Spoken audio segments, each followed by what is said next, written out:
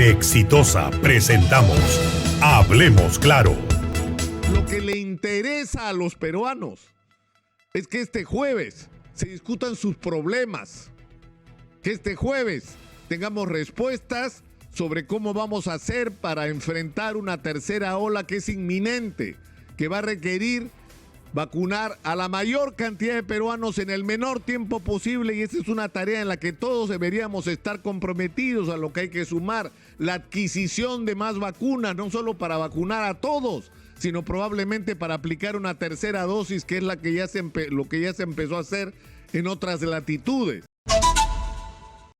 El próximo jueves, el presidente del Consejo de Ministros se tiene que presentar ante el Congreso de la República para cumplir con el protocolo de solicitar el voto de investidura, el voto de confianza, para poder inaugurar la gestión formalmente de su gobierno. Y estamos en un contexto de una enorme confrontación que lamentablemente y una vez más no tiene como eje la discusión de los grandes problemas de los peruanos y de la necesidad de dar respuesta a ellas. Estamos en una confrontación política donde por un lado está el doctor Vladimir Cerrón, que cree todavía que quien ganó las elecciones fue él y no entiende que fue gracias a la presencia del profesor Pedro Castillo en la primera vuelta que Perú Libre pudo entrar a la segunda vuelta. Y fue posible por el enorme arrastre de este maestro rural que se convirtió en el principal dirigente de la huelga magisterial del 2017 y que tenía tras de sí una enorme cantidad de maestros hartos de la política y de los políticos peruanos y que tenían la voluntad de hacerse oír en el escenario político. Pero en segundo lugar, el señor Vladimir Cerrón parece no entender que en la segunda vuelta la victoria electoral del profesor Pedro Castillo fue un mérito compartido de todos aquellos que se comprometieron por respaldar su candidatura y que no solamente incluyó a diversas organizaciones de izquierda y a sus militantes en todo el país, sino a peruanos comunes y corrientes, que lo único que querían era un cambio en el Perú y que mostraban con su voto por el profesor Castillo un hartazgo contra la clase política que nos ha malgobernado las últimas décadas. Esa es la interpretación adecuada de una elección en la que además cerca de la mitad de los electores no respaldaron la candidatura de Pedro Castillo. Y que eso obliga a un gobierno que tome en cuenta esa circunstancia. Y no estamos hablando acá de la necesidad de gobernar para todos los peruanos, sino de la necesidad de que el presidente de la República se legitime con sus decisiones y con los actos de su gobierno ante la inmensa mayoría de peruanos, que esa es una tarea pendiente. Pero hay en el otro lado quienes tienen que entender que la campaña electoral ya terminó, que el profesor Pedro Castillo ganó las elecciones y que ese presidente no solamente tiene que ser respetado como el ganador, sino que no se puede convertir en la agenda de estas organizaciones el sabotaje a este gobierno y la búsqueda de crearle dificultades para hacer el Perú inviable. Eso ya lo vivimos con la señora Keiko Fujimori y la instalación del gobierno de Pedro Pablo Kuczynski. Y todos sabemos cómo termina. Todos sabemos cómo termina. No se trata solamente de entender, insisto, que Pedro Castillo ganó las elecciones, sino de permitir que gobierne e incluso desde el Congreso de la República ayudar a que gobierne. De eso es de lo que se trata. La agenda de hacer tiro al blanco con los ministros o de preparar subrepticiamente las circunstancias para una vacancia presidencial, lo único que hacen es crear un clima de zozobra nacional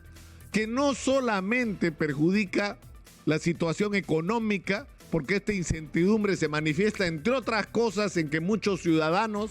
y muchísimas empresas se refugian en el dólar, para protegerse de un futuro incierto. Y por lo tanto hay una responsabilidad económica en quienes actúan de una manera irresponsable en el terreno político. Lo que le interesa a los peruanos es que este jueves se discutan sus problemas, que este jueves tengamos respuestas sobre cómo vamos a hacer para enfrentar una tercera ola que es inminente, que va a requerir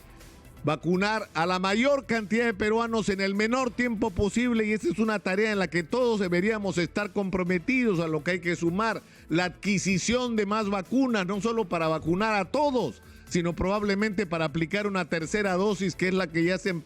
se empezó a hacer en otras latitudes. Es necesario además desarrollar todo lo que sea necesario en términos de iniciativa para tener la mayor cantidad de pruebas que sea posible, de pruebas moleculares y no de esas pruebas rápidas que se aplicaron el año pasado y que no servían de mucho para detectar tempranamente la presencia del virus y poder atacarlo desde un primer nivel de atención que tiene que ser activado, para lo cual se necesita no solo infraestructura, equipos, sino personas, trabajadores de la salud.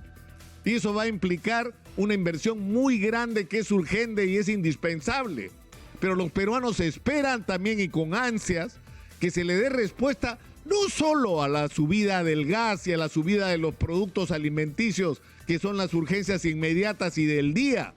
sino un problema de fondo, la generación de empleo, que solo puede venir de la reactivación económica, para lo cual hay que desarrollar todo un plan que permita no solamente invertir recursos públicos, sino que permita, por el otro lado, darle confianza a los inversionistas para que metan dinero y poner en movimiento la economía. Y eso supone no solamente ponernos a construir colegios, hospitales, carreteras, puentes, sino desbloquear los proyectos para la agroexportación e incorporar a los millones de pequeños agricultores que deberían ser parte del proceso de exportación de productos peruanos con el objetivo de convertirnos en la despensa del mundo. Hay muchas cosas que se pueden hacer y se deberían hacer para reactivar la economía. Pero esto es lo que los ciudadanos tendríamos que esperar, incluyendo, por supuesto, la agenda de un regreso a clases ordenado y responsable. Esa tendría que ser la agenda. Y es una agenda donde la posibilidad de acuerdos es absolutamente posible. Es decir, hay una cantidad enorme de temas sobre los cuales y de tareas sobre las cuales hay urgencia y que no tienen ideología, como hemos dicho acá hasta el cansancio. Eso es lo que los ciudadanos esperamos, que por alguna vez la clase política en el Perú, más allá de los colores que tenga, actúe con responsabilidad y ponga por delante el interés de los ciudadanos. De eso es de lo que se trata y eso es lo que todos estamos esperando. Hablemos claro.